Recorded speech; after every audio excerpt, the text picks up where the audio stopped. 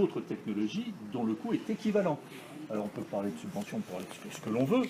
Moi, ce qui m'intéresse, c'est la compétitivité d'une technologie par rapport aux autres technologies. Et de ce point de vue-là, le photovoltaïque, il n'y a pas longtemps à attendre pour que le photovoltaïque soit compétitif en France par rapport à d'autres technologies. Regardez ce qui s'est passé en Espagne il n'y a pas si longtemps que ça. Alors l'Espagne a une meilleure le terme irradiation, c'est connoté. C'est le terme général, c'est quand même irradiation. Mais oui, parce que le module photovoltaïque... 40 €, c'est presque le prix des derniers appels d'offres pour l'éolien offshore. Alors c'est le prix pour l'offshore sans raccordement et avec des hypothèses qui sont faites sur la réalisation de ces parcs offshore qui sont assez particulières. Il y a deux choses. D'abord, ces appels d'offres qui ont été gagnés à ces prix-là supposent des turbines de l'ordre de 12 à 15 MW qui n'existent pas encore.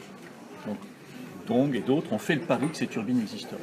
Deuxièmement, ça suppose un prix du CO2 qui aujourd'hui n'est pas encore installé. Maintenant qu'il y a une courbe de descente des prix de l'offshore comme des autres technologies, c'est une évidence. Maintenant, savoir si ça arrivera en 2025 à 40, honnêtement, je n'en sais rien. Mais les hypothèses qui sont derrière ce tarif offshore sont des turbines qui aujourd'hui n'existent pas et un prix du CO2 qui aujourd'hui n'est pas en place. Mais aujourd'hui, vous faites un plan solaire. Est-ce que cela veut dire que dans 10 ans, vous pouvez faire un plan mer? Mais le plan mer, comment dire, nous sommes déjà lauréats de 3 appels d'offres offshore. Nous allons répondre à la O3.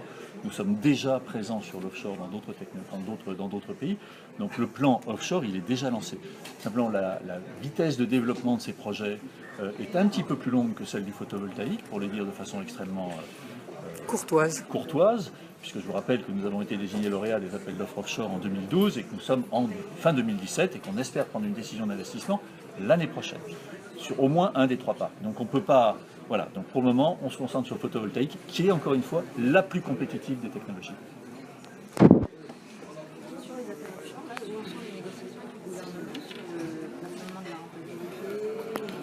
Alors ce n'est pas une question de plafonnement de la rentabilité, il y a des discussions pour éviter que certains aient un